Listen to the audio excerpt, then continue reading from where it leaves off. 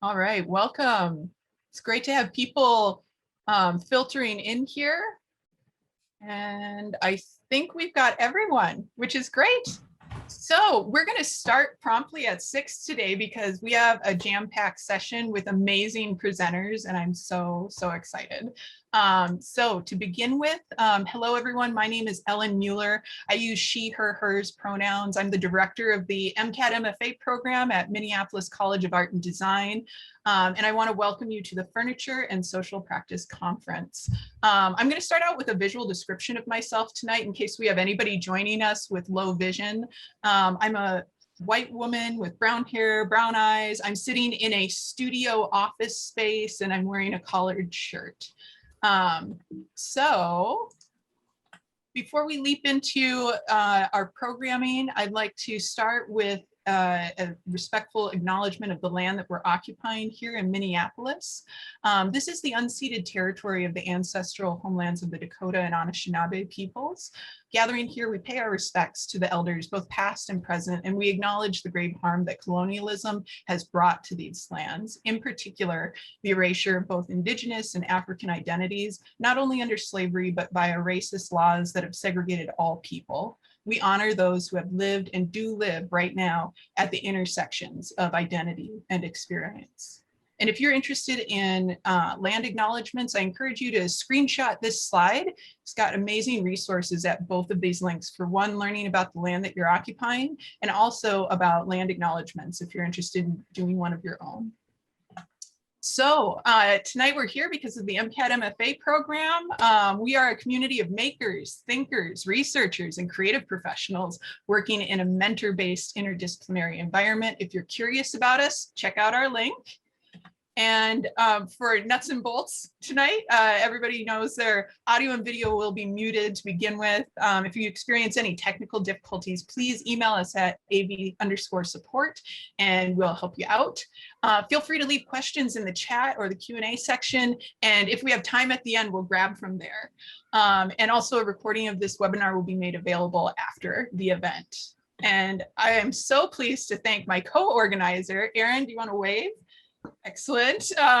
Erin and I have been working hard on this event for the past several months, and we're so excited to share it with you tonight. It wouldn't be possible without her. And then also we want to acknowledge our amazing staff. We've got Seth Dalside, we've got Kylie Van Note, Nikki Motocolum, and tonight Pearl Davis is helping us out with our tech support. So thank you to all those amazing MCAD people. And we couldn't have done this without our sponsors. Thank you to American Craft Council, Rockler, the Furniture Society, also Tandem Made, Ripon, and Blue Dot. All of these folks contributed to make this event happen, so thank you. And without any further ado, tonight it's my honor to introduce our three panelists. B Ero-Phillips, Adam John Manley, and Matt Olson. Each one is going to be giving a 3 to 5 minute presentation about their own work and their practice, so audience members can get a sense of each panelist's background. And then we'll leap right into some questions on our topic about where can furniture exist and reside. And if there's time at the end of the hour, we will take some Q&A, so be taking some notes. And with that, I'm going to hand it over to Sam. I'm going to stop sharing. All right. Excellent. Hello, everyone. My name is Sam Ero-Phillips. I'm sitting in my home studio here in the fabulous Powderhorn Park neighborhood, roughly 4 blocks from George Floyd Square, just south of the park. So I'm African-American male in my mid to late 30s. I'm an artist, designer, and educator, have lived in Minneapolis most of my life with a couple of time spent in Nigeria where I lived with my family because my dad worked for the government there, but primarily mostly in the Twin Cities and a little bit in Illinois and Chicago. All right, my project is called Haircuts for Change. I was one of the inaugural artists for the Creative CityMaking program, which was an initiative between the Arts, Culture, and Creative Economy Department at the City of Minneapolis and originally Intermedia Arts. That's where we had our home until Intermedia fell into financial straits. Anyway, I won't go into that. But I'm still working with the Creative Citymaking program. And so I worked with them initially in 2013 to do small area planning. Again, I won't get into that. I could give a whole presentation on that. So I was offered the opportunity to do work on, in response to the death of George Floyd last year. Like I said, I live in Powderhorn, really close to George Floyd Square. I've been pretty familiar and in touch with the office. So she said, Gogun Kahim, the director of the program, said, I want you to make art in response to community healing. So at the time, no vaccines, we were in a much different place. We were in the middle of our second spike. All of you are aware, we all lived through this last year. So my project was called Haircuts for Change because I wanted to crown the root chakra, or I mean your head chakra. And basically, I personally hadn't been to the haircut, hadn't been to the barbershop for a long time. The barbershop I go to is on 38th, next to Bancroft Elementary School, which is a few blocks from George Floyd Square. So one of my good friends, Christy, works at Bancroft as the performing arts teacher. And during the summer, she was off. She'd been going to the square all summer. And then I slowly started going to my barbershop and I kept talking about what would be a good idea for a project once I was awarded this thing. And she was the one who convinced me to come up with some type of altar and brought up the idea of, haircuts, because they had an initiative where they did it with school children that would go to Bancroft. And so that was my opportunity to do something similar. So long story short, I designed and built a altar barbershop on the corner of Chicago Avenue and Lake Street. I chose that intersection because all the destruction happened along Lake Street, as we know. And then if you go straight down Chicago, it led to George Floyd Square. So that felt like a good crossroads of all the spaces to locate. We had the altar, it was a 12 by 12 stage with a central platform and a backdrop facing towards the intersection.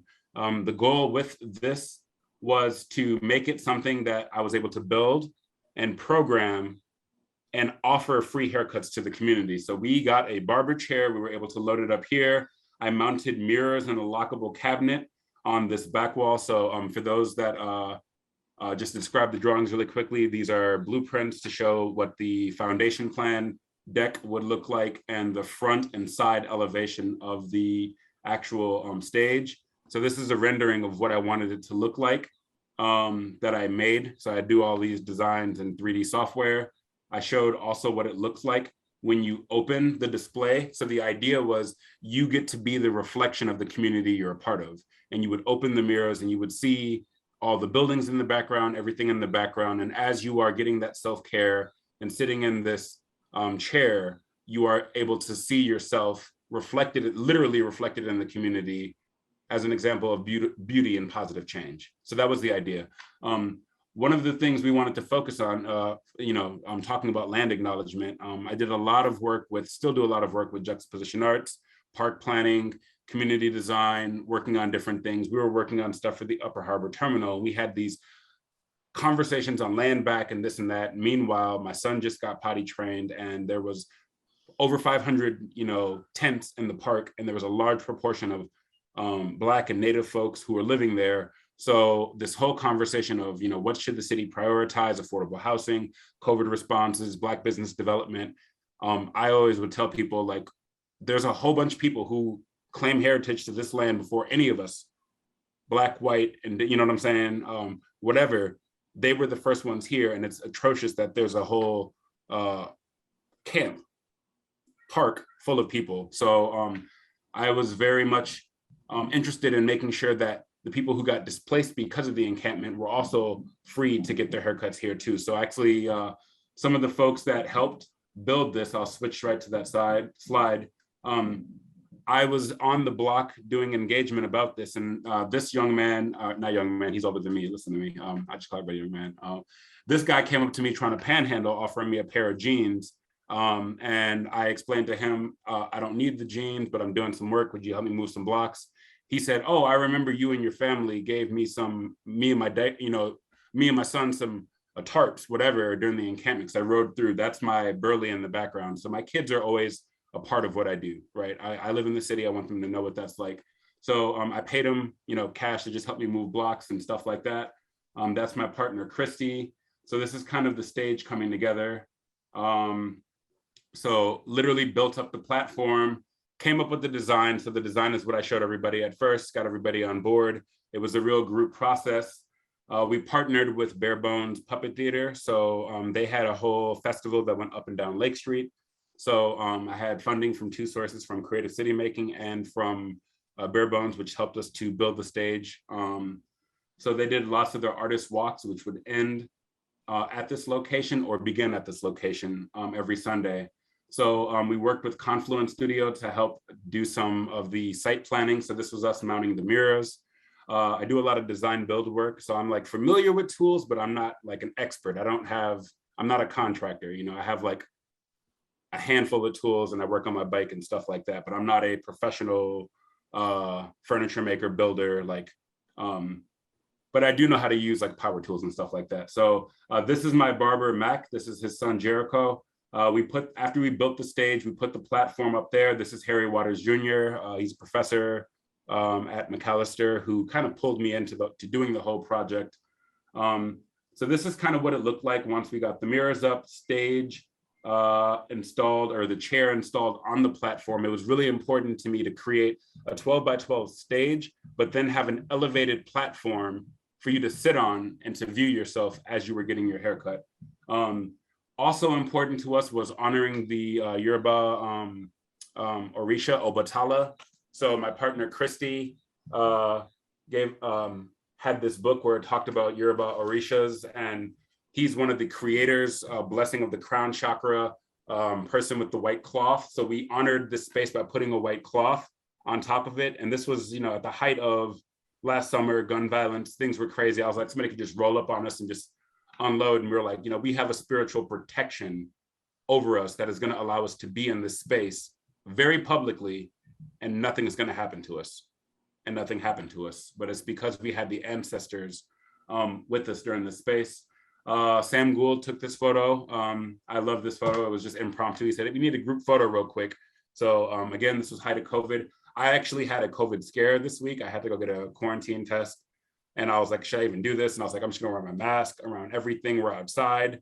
It came back negative, thank God. But I was just like, you remember what it was like in September, October of last year. It was pretty dicey.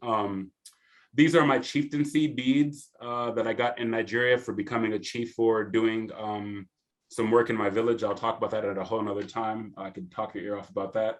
And then I just chose, there were so many photos. We gave haircuts to probably about 50 people. I'm just picking a couple. I love this one that the photographer came and got with Midtown in the background. This was another one that, this is one of Mac's customers that would come out to the site. And then I just ended with this because I wanted to be humorous. So this was the first person that actually got cut, but then during the the inauguration, when everybody was doing the whole Bernie meme, I just put Bernie in the chair and I wanted to end with a little humor. So that's kind of the presentation.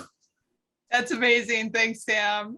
All right. Next up, let's go with Adam. I think you were in the middle.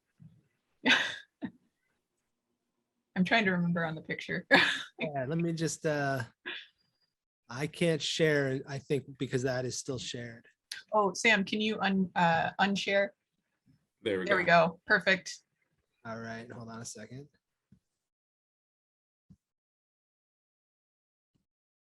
Let me just, you all see this? Looks great. Yep. See it? Okay. Thank you so much, Ellen and Aaron, for inviting me. And Sam, that's an awesome project. That's super powerful, cool photographs. Thank you so much for showing us that. A brief description of myself. I am a white late 30s male with blondish, brownish, messy hair, sitting in an art studio surrounded by tools, a woodworking studio in San Diego, California. You can't tell that I'm in San Diego, but that's where I am. I'm going to go through kind of a broader look at what I do and kind of where I'm coming from. Focus to just give a brief highlight of a couple of projects. I'll try to keep it tight. I come from upstate New York. I grew up there and I went to college there, and I was raised by a carpenter and boat builder, and but I studied political science in college in upstate New York, and kind of fell in love with furniture making randomly later on at that point on my own. And so while I was in New York, I was trained as a furniture maker. And at some point I realized that I was sort of more interested in the potential meaning encapsulated within furniture and functional objects, and sort of more sculpturally and as public interaction than I was the designing and making of furniture for clients or anything like that. So since about 2007, I've been kind of pursuing this. And my personal work has gone in various directions relating to that. And I teach furniture and woodworking at the undergraduate and graduate level here at San Diego State. So this is an image of a series that I did starting in about 2015. It was called, what was this called? Staying Put, sorry. And it utilizes the language of nautical flag language. You can see on the back of those chairs, that's a flag from the nautical flag language that says, my vessel is stopped and making no way in the water. This is kind of the way that I utilize furniture. I like to sort of take both the personal connections that people have to these things as objects in their personal histories, and also the kind of way that we imagine them socially. My work deals a lot with decontextualization and recontextualization of those things. What happens when something we're very familiar with and have very personal and social connections to gets sort of taken out of place, mashed up with something else. One of the sort of ways that this work has ended up manifesting itself is in photographs. I actually, a lot of these works don't exist anymore, and they're shown as large scale photographs. So these things are mobile. I take them out into the world, and I kind of just use them to both maybe help us reimagine our relationship with that object, but also with our sense of place in how we kind of imagine place in relationship to objects. I think of furniture as this great intermediary between like environment, whether that's architectural or natural. And so I kind of try to manipulate how they connect us and connect us to our sense of place. This is an earlier piece. This is about a 15-foot tall extension ladder bed that I would put up in various locations. This is it in the Southern California desert.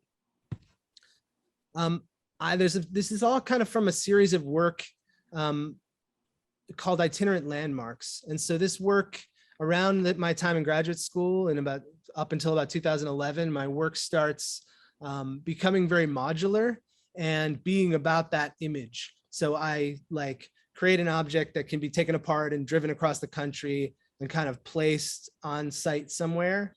And the idea is that you have a connection with that form, you have a connection to that place or not. And the combination of those things sort of gets you thinking about something either personal or more socially broader. This is the first piece in that series. It was called Adrift, and it's based on a bell buoy. So I'm sort of taking my experience, having grown up in the Northeast in New England, and this is me trying to kind of imagine those things sort of transposed into this strange new place I was living at the time, which now I am permanently in. So the lifeguard chair is one of the first objects. I sort of have this database of forms that are like, everybody might have some kind of connection to and relation to, and we associate it very specifically with something. And so that way I can kind of try to mine that for all it's worth. This piece kind of got me thinking a lot about this idea that I had of universality. So like growing up where I did, I understood this object. I grew up on a lake in the Adirondacks in the woods, and this was like ubiquitous form. And I kind of came out here and the lifeguard chair is really like a house on stilts here. It's a completely different thing. And so it got me really thinking about how we all have these very different interpretations and experiences with objects such as furniture. People were asking if this is a high chair. I thought it was just obvious at the time. This is a lifeguard chair, but it's like very different interpretations of things. And this got me thinking a lot about how context and personal experience affect the way that we experience art and design. So this is a more recent piece in this same series. This itinerant landmark series has been sort of ongoing. All of these works break down into crates that I can kind of carry out into the landscape. And I go out and I photograph them. And often I'll show the object in its sort of beat up state because I just take it and let it live outside and move it around alongside a series of photographs. So this is along the Mexican border in Campo, California, along the Border Patrol Road that runs the whole length of the border here. I've been really, since I'm back west, I moved back here about 5 years ago, and I've been really kind of trying to engage more. I live in this space, this strange borderland space that's hyper politicized right now and kind of in the front of everyone's mind. So this is a piece, this is based on a street barricades. I'm really interested in these kind of ubiquitous objects and then transforming them. So this folds up in the style of these antique rulers that we often use in woodworking that have these beautiful brass hinges. I'm just kind of playing with like combining tool imagery and these familiar road barriers. But the sort of trick of this piece is that it has an 18-inch bubble level in it. It's sort of a blown up level, and it has adjustable feet. So wherever I put it, I level it out. And I've always been sort of fascinated with like surveil equipment, this idea of how we take stock of the land around us, how we interpret it, how we sort of take measurement of it and then manipulate it to our will. So these barricades can actually be adjusted. They can all be set as level in a level line, no matter where they're placed. My most recent work has been a little bit of a departure.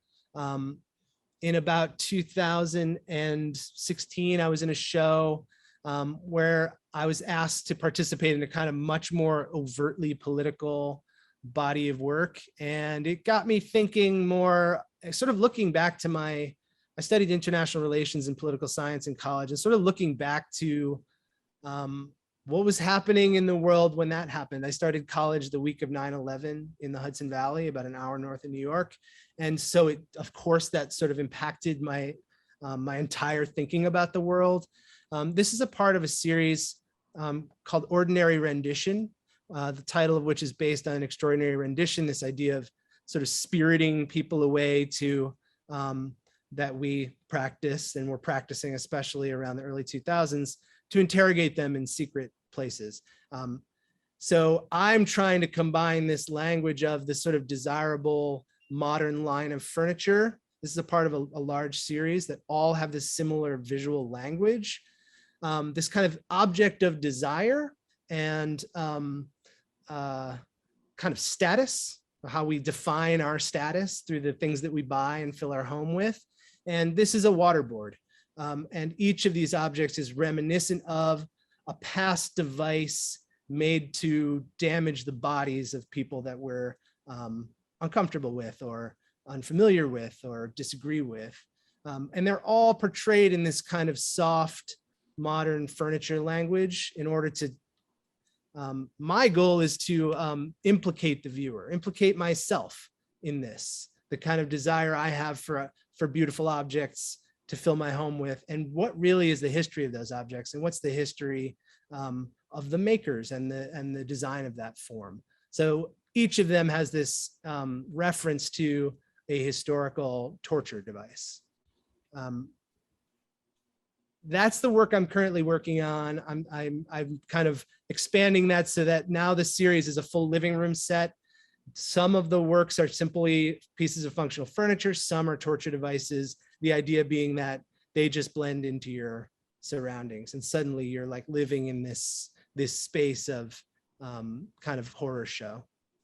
I have one other project that I really want to touch on that I have been loving doing over the last few years, since I think 2018. I am co-founder and editor of Craft Desert, which is a handmade craft zine / journal. We call it a zirnal. And twice a year, this is a subscription-based publication. And the idea is to kind of first of all, to look at San Diego, which is often thought of as a sort of void of craft, which is sort of ludicrous idea. So the idea of the craft desert, like the food desert. But the idea is to sort of reimagine what the word craft even means. We sort of look at it as this set of media: wood, metal, jewelry, glass, ceramics. And the idea is to think of craft as a mindset for all kinds of cultural creation. So we feature, for instance, a man in East LA who is teaching young people the skill of hand pinstriping and painting lowriders, and hosts this event called Paint or Die, where people come together and practice their painting skills in kind of these competitive scenarios where they're painting found objects like lowriders, to a local photographer who makes his own cameras and his own paper and does these beautiful large format night exposures in the desert. Sort of our idea is to say, like, craft might feel a little more inclusive if we open up what the word even means, to become more an understanding of sort of knowledge through repetition and care and love and material understanding, rather than this simple set of kind of specific material studies. That's my last slide. That's what I do. Thanks, Adam. All right, and then we'll toss it over to Matt, and then we'll open it up for questions.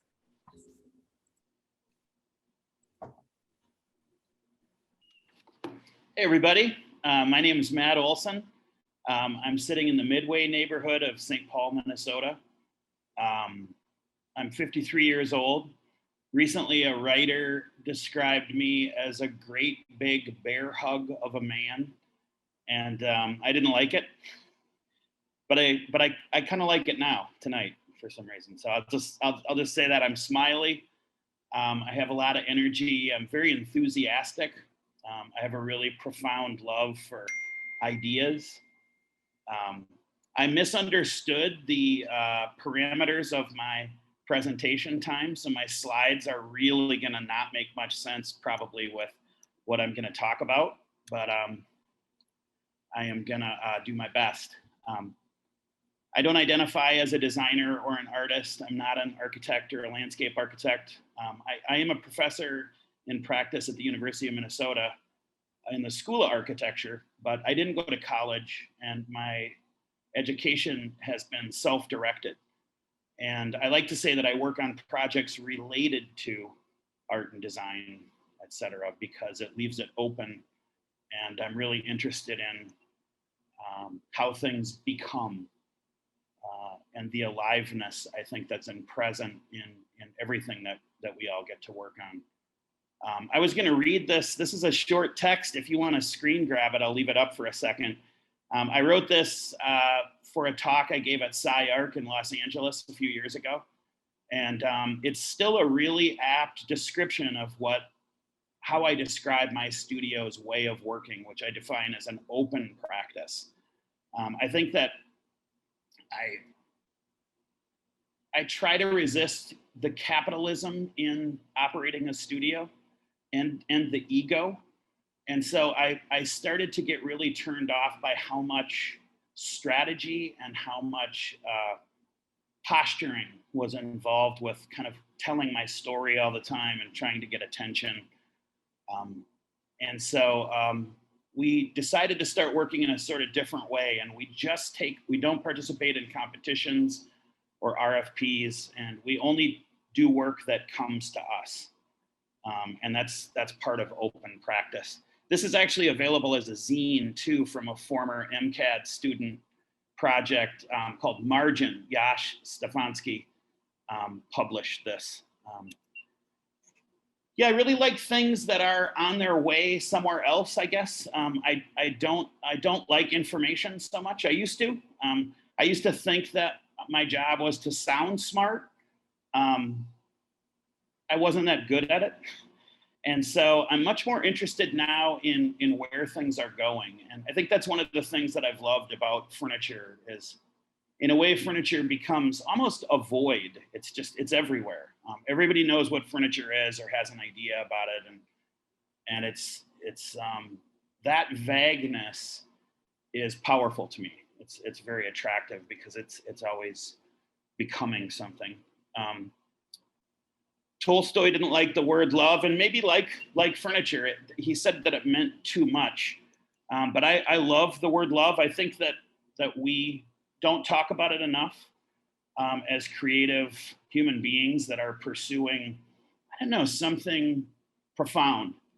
And I don't mean love as in the sense of falling in love, but in the bell hooks or Fred Moten sense of the word, love as a direction to go in, as a thing to build with, as a thing to aspire to, as an ethic. And so I always like to bring it up whenever I talk about work, because really it all emerges from just a profound love of ideas and motion, experimentation. And I always like to remind everybody that I don't believe my beliefs, really. I know they're real, but a lot of times they're not true as time passes. And so I like that. I want to embrace it. I want to stay out of my own way. I try not to take myself too seriously. And I think that's really an important part of the work. In 2001, I started a landscape office with a friend of mine. Neither one of us had much of an idea about operating a landscape office, so we kind of modeled it after a punk band, which is what my background was in my 20s. And it started to become a huge teacher, I guess, for me in a way that I couldn't see coming. I think that landscapes are a really interesting thing because the second that you install them, they start changing. And this is a study for a project we're working on right now in Connecticut, just over a season of how the blooms will operate in time. And I think that change reminds me of humility. And I think that it had a lot to do with how we started making furniture. This is some really early furniture work we were making, and this is probably like 2008. Very humble materials, but very serious, I guess, about the concept behind them. We started to play with authorship a lot, and we started to remake the work of other people, really influenced by the artist Elaine Sturdivant, if you're interested in somebody who has traveled with that language. She was somebody who was making the work of men, recreating well, she wasn't recreating, she was making work that was work made previously by men in the late 60s. And that just really caught something for me. We slowly started to make objects that were still functional, but were becoming, I guess, a little bit less like furniture. A lot of the work started to involve an attempt to bring people into it in real time. This is a stage where the public was invited to remake works from the Walker's permanent collection over a summer. So like elements of performance, really interested in proximity. These were garments that you could check out at the Walker Art Center to join the work. The word join, I think, became a big part of how I think about what we do.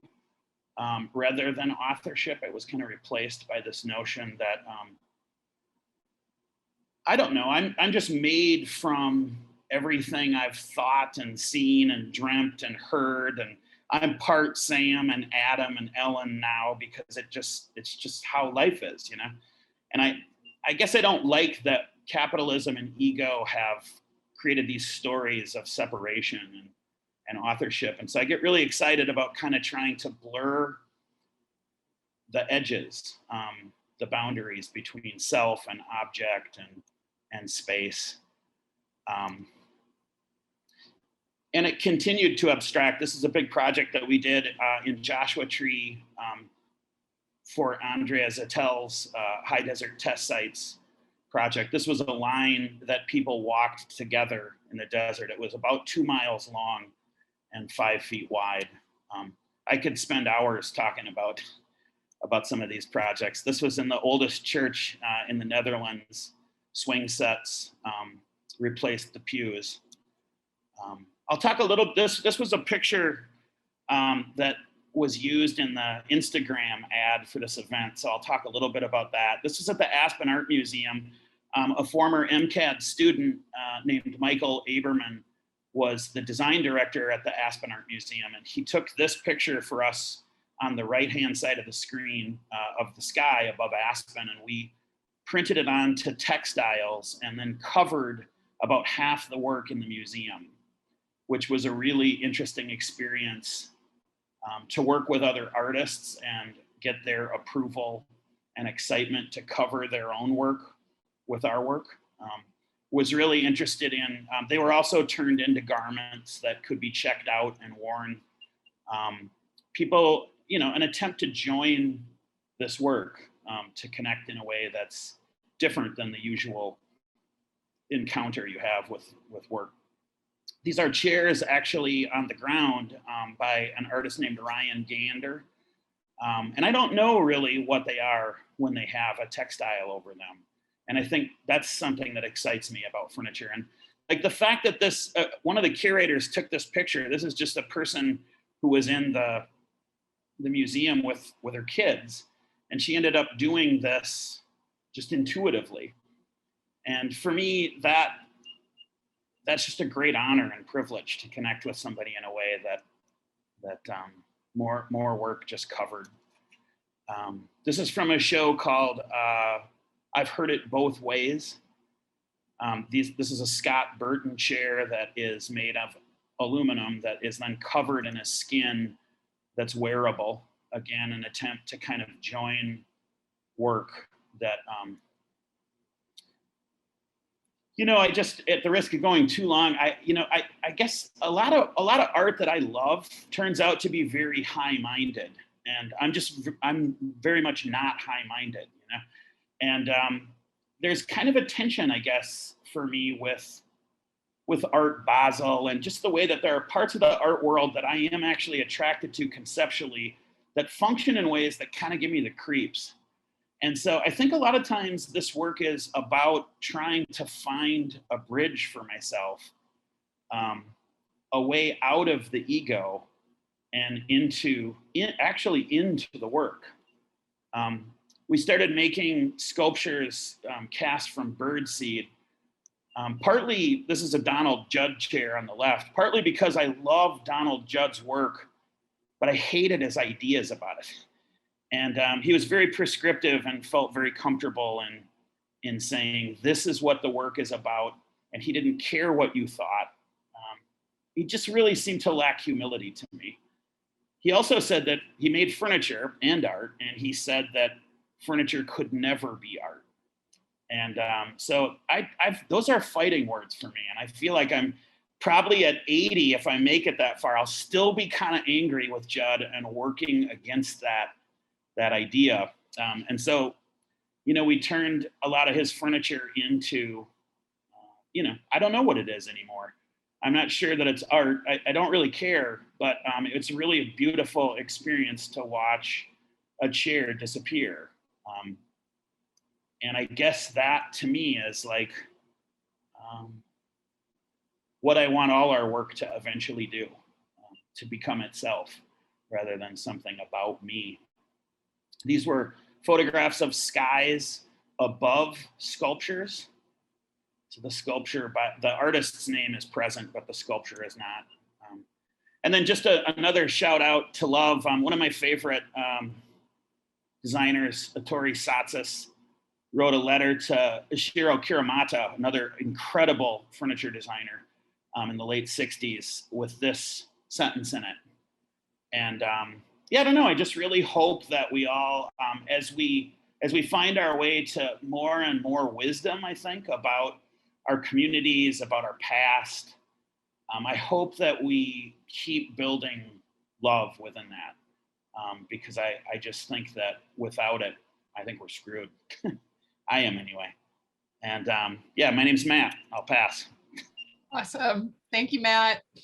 Well, it's great to have three brilliant minds together introducing themselves over time. We have about like 20 minutes left. So I'm going to jump into the middle of the questions that we had prepared and ask this question. How do you think furniture can be used as a tool for social practice? Because it kind of gets at the total theme of this entire week-long conference. And I'd love to hear what each of the three of you thinks about that question. I don't know if anybody immediately wants to go, or would you like me to call on you? I'll go. Okay, go for it, Matt. Yeah, I mean, I think furniture is just such a neutral thing, which gives it a lot of power, I think, in projects that are meant to disrupt or provoke or pull in, because I think it's not. There's nothing dangerous about furniture. There's no fear involved with furniture, and so it's a really there's a great book, Roland Barthes, called The Neutral, and it sort of positions this space that that when something is like the way that water moves around a rock, it's just very fluid. And I think furniture has sort of a built-in ability to be that way. That's what I think. Nice. Thanks, Matt. Um, Sam? Yeah, I was just going to talk about my relationship to furniture and art projects the way I understand it, which is as an instructor and an artist and educator.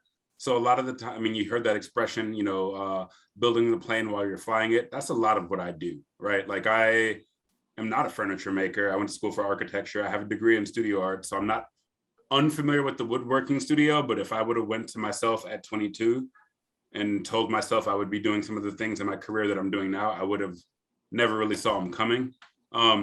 But I find my connection to furniture has a lot to do with like the theater community. I'm not a theater person, but I've worked a lot with people in that realm. I just couldn't help myself. I wanted to share some quick photos of creative city making in 2013. I promise I'll be concise. You're fine. You're fine. So yeah, this is an example of some of my work. So I love biking. I love working on that type of stuff. So here, are you guys all seeing the screen? Yes, we are. Okay, so here, just quickly, this is the mobile engagement theater that I made. I made this with a group of kids. So we took a bike set work trailer and I wanted to make a mobile theater that people could interact with for our engagement that we were doing. So basically we made it out of thin wood. These were kids that I were teaching at Juxtaposition Arts, but I've had this project through intermediate art. So I was like, how do I get them to understand what it means to do artwork, social practice, going out into the community, tactical urbanism, just pop up on a block and get people's attention and use it as a way to engage folks. I did this project in 2013. So we made this theater. I designed it with a bunch of kids. So I like to design things with people, put the paper on a sheet, on a table, everybody draws, gets markers, we mark it up. Ultimately trial and error. So I'm going through these fast. But the idea is this thing loaded like a film canister. So you would load the reel in and you would actually display it. So it was a mobile puppet theater and I made it out of bike parts where I hired my friend who's a bike mechanic to help me build the guts that were on the insides. We hacked up an old bike and stuck them in there. So when I think of a lot of my art and architecture or design, I want it to stand out. I want you to walk up and want to engage with it. If I can make something that makes you want to engage with it, and then once you see it from afar, it catches your eye, but you get closer and you're still interested, that to me does what it's supposed to. Like that's a good piece of public art. So I didn't do all this by myself. I know when to know I'm outmatched. So if I need to work with a metal fabricator, I'm gonna work with the metal fabricator because I don't have an axle grinder, So I was like, this is my friend who's a bike mechanic. She helped to make the gears. We made all of the gears custom, put it together, hacked open the bike. You put it inside, and then I have a couple photos of the finished product. Had to wheel it out. We painted it, loaded the plot. So I took a plot that you would put in a normal plotter. You guys are all MCAD, so you know what those are like. A full roll is 100 feet. I made this on 4 separate plots. It ended up being 60 feet long. You could feed it from one side to the other. And I was able to take it out on site and interact with people like that. So this was my first time I did creative city making, and I used this for a community engagement process. So my idea was to use furniture as a tool to get people to come and engage on something as non-cool as like a small area plan or whatever, but I used it as a way to get people engaged. And similar with my other project, I used furniture as a way to invite you into this altar that was an interactive altar where you made the altar. So I like to make things with people. I think I have good ideas, but I think my ability to execute is better when I work with people. So kind of what Matt was saying about this whole singular artist, whatever, like I think my strength of an artist is I know how to rely heavily on my community, heavily on getting people involved. And then I answer questions in that group. So if the group is confused, the general public will be confused. And then if I can make it clear to everyone in the group, I'm that much closer to having a more successful project. Amazing. Thank you so much, Sam. That was great. Adam, how about you? What do you think about this question? I think I have two answers to that I'd like to propose. And one is kind of in line with Matt's, except I have a hard time imagining any object to be neutral. I sort of agree with all of the ideas you wrapped into that, except I don't think any object can be neutral. That there's history and there's personal histories and there's social histories attached to things that we can't detach from them necessarily. Maybe over time it somehow develops a neutrality by piling on so much, but I kind of agree with the way that it operates in that furniture is something that we all have experience with, and therefore we can use it to tap into every kind of emotion that people have, whether those are kind of tragic personal histories around a piece of furniture or the kind of a joy of a public space that has interesting furniture in it. I believe that furniture has potential for social practice in those histories, in its lack of neutrality, in fact. But I'm more importantly for myself, I like the second part of this is that I believe that my own use of furniture as a social practice is attached to my teaching. And I really believe that I grew up with access to these things. I grew up with an idea that you can do this for a living. You can be a maker and it's an okay thing to do, but not everybody has that opportunity. And so for me, this idea that I can pass along a skill set, and as an artist, I don't really make furniture at all anymore, but to teach people this, the sort of classical idea of designing and building something that's come from their mind that they can use in the world, to me feels like the most empowerment I can give to somebody. So I think of furniture as a social practice in its production, in the processes of creating it. I'm a maker. I'm a person who loves to have my hands on something, and I feel like it's the one thing that I can give other people in the world that can change the way they think about things. So I guess really my own idea of furniture as social practice is through process, through craft, and through handwork. Nice. Thanks, Adam. Does that spring forth any other comments or questions from folks? But I wouldn't mind just adding that I don't think I meant neutral as an absence, but more just like the way that if you're at the ocean, you don't really remember each wave. And I think that each wave is its own thing, and it's alive in its own way and its own energy. But I think that over the course of my life, I think I've probably forgotten most of the furniture that I've encountered. And so that's sort of more how I mean it. It sort of washes out in a way that leaves it open and available. Nice. Thanks, Matt. For me, the one piece of furniture that I think means a lot to me and it has something to do with my identity was my old drafting table.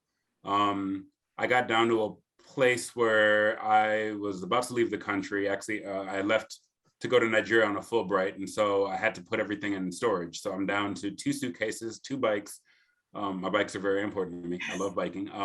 So I had like 2 suitcases worth of clothes, 2 bikes, 2 boxes. I want everything in doubles, right? And then I had to deal with my ginormous drafting table, which I had all this love.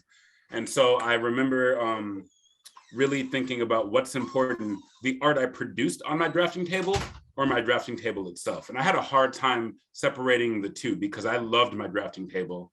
And I ended up parting with it, and still till today, I think about it. So there are certain pieces of furniture that you can grow attached to.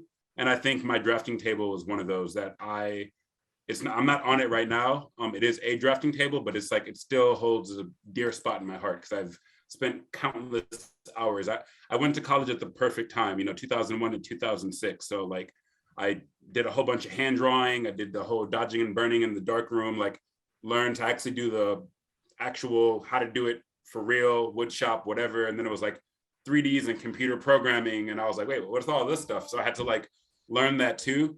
But yeah, I think there are certain things that'll stick with you. My bikes and my drafting tables are two that stick with me. We were in college the exact same years. Nice. Nice. I have to echo that. I had the same thought, Sam. I was like, yes, I know exactly what you're talking about. Those are the years of my undergrad. I had to do 80s babies in the house right here. That's right. Do everything two ways. Wonderful. And I'm hearing, I love this other question that Aaron came up with. What are your dreams for using this medium to reach broader audiences? I think it wonderfully and coincidentally echoes these themes of love that are coming up through the conversation. So I'd love to hear what people think about that one. I'm more interested in what a thing will become, rather than what my dream for it would be, because I'm usually just so wrong about that Judd birdseed furniture. I started working on that in a residency in 2013, and it was just a failure for so long. And I kind of had this picture in my mind of like, even did some renderings of like cardinals and beautiful birds eating this Donald Judd chair. And when we finally figured out a way to make them and we put them outside, birds didn't eat them. And it was just a really strange and disappointing experience. But I just didn't give up. I just kept putting things out. And eventually voles started eating the chairs. And once the voles started eating the chairs, and voles are not really attractive in a sense of a dream, but once they started eating the chairs, then birds started to come and eat them. So there was something happening that I still don't really understand. And I guess maybe my dream is that the work is smarter than me when I'm making it, and it's teaching me. And that my dream, I guess, is to stay open to that and continue to be changed by it. I love that. Thanks, Matt. Matt, I really like that, the way you said that. I feel like I have a similar feeling. Like it's not about the objects that I make. Sort of when you ask this question, I go back to the teaching thing. I'm also the president of the board of the Furniture Society, and we have this project called Craft for a Greater Good, and that to me is sort of getting more at how I like my dreams for furniture being passed on in certain ways. And right now we have 2 artists in residence, one of whom is going to be on one of these panels. Annie Evelyn is going to be on one of them. And Ellie Richards, is Ellie on a panel also? I don't think Ellie is, but yes, Annie. So those 2 are working on this project for the Furniture Society that is creating furniture for tiny houses at Asheville, North Carolina, that are being built sort of by an organization and for the homeless population, the unhoused population in Asheville. And to me, like, it still doesn't come back to where will my objects live in the world, but like, how can I utilize this kind of practice or promote this kind of practice in ways that really change people's lives in one way or another? Whether it's that idea of like building programs that help people through furniture production, or this idea of teaching and kind of empowering people to like understand the world in a different way. To me, like making furniture is more exciting. The thing I find exciting about it is problem solving. And I think that it really helps people think about everything in the world to know how to make things. So passing along some idea of how to solve problems through materiality and craft, that to me is the thing that I get excited about, like affecting the world somehow, more than my work, which generally lives in a storage unit. And similar to what Matt's saying is like, I'm usually more excited about it as an idea in my head than I am as an object in the end. Hence the sort of photographs as the final product for a lot of this work. Nice. Thanks, Adam.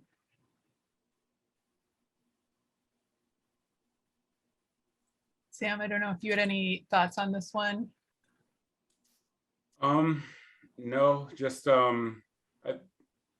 yeah, I don't know. I mean, my relationship to furniture, I think is I try to hold it like my relationship to architecture. We all, you know what it's like to live in space, be in space. We know what good space feels like, bad space feels like.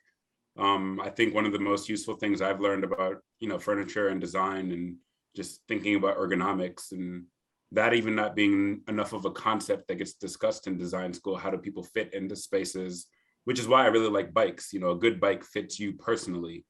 And, I've been a hardcore cyclist since I was about 14, minus 17 to 19 when I first got my first car, but then I biked all through college and then it just stuck with me, so, but like, yeah, I like furniture that just serves a very good purpose. I know I'm probably gonna get blasted here, but like I love IKEA, so whatever.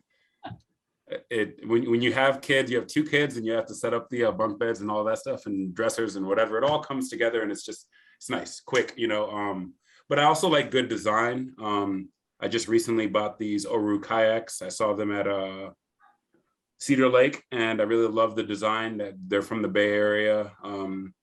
They make really good kayaks. So I'm just a fan of good design that fits my body. I like furniture / transportation that serves that purpose. So yeah, that's pretty much it. That's great.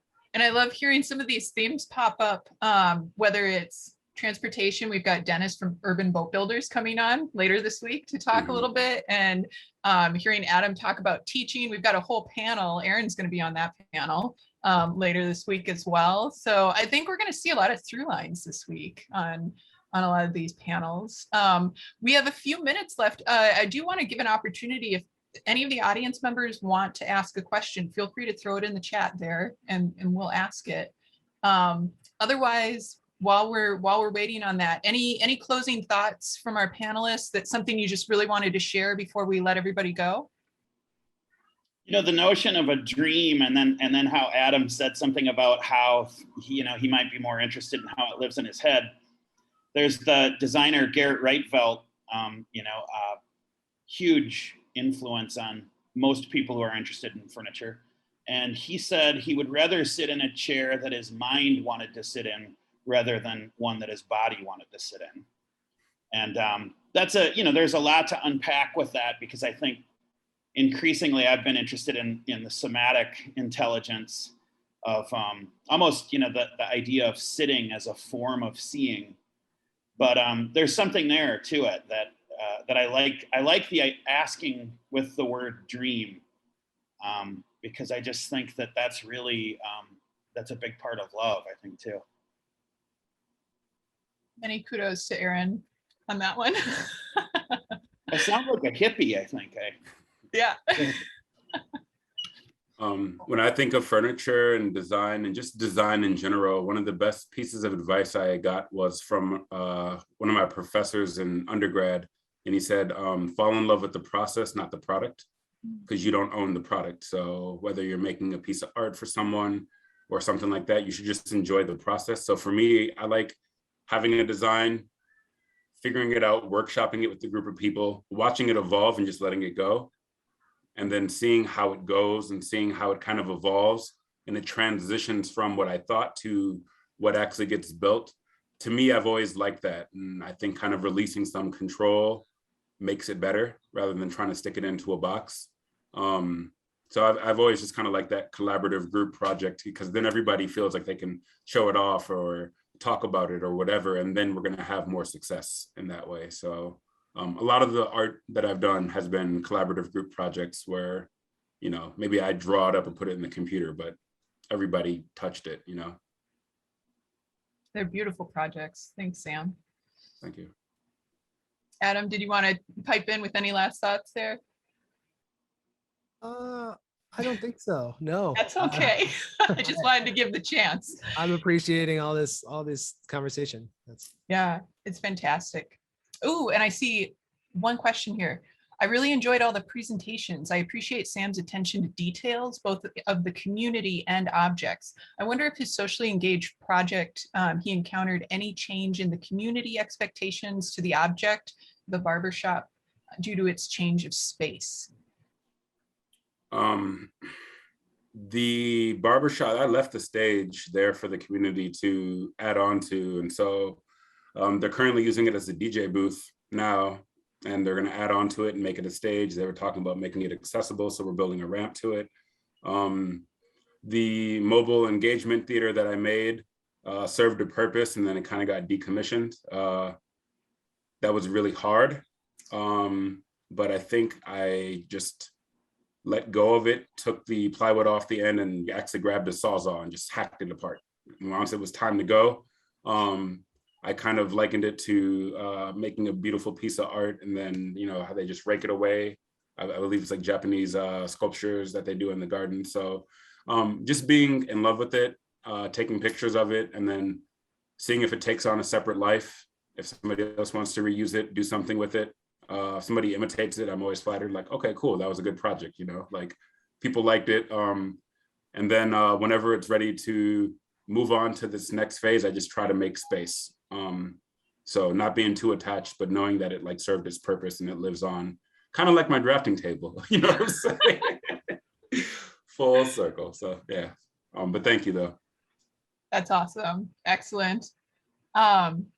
Sam, your undergrad professor is paraphrasing the Bhagavad Gita. You are entitled to the labor, not its fruits. So wonderful that you remember that. That's really great. Yep. Fabulous. All right. Well, I want to respect everybody's evening. I know it's a beautiful summer out there. Everybody wants to head out. So thank you. Thank you. Thank you. So much gratitude to our presenters tonight. And thank you all for joining us. This is really wonderful. Everyone have a beautiful night. Thank you so much for having us. Absolutely.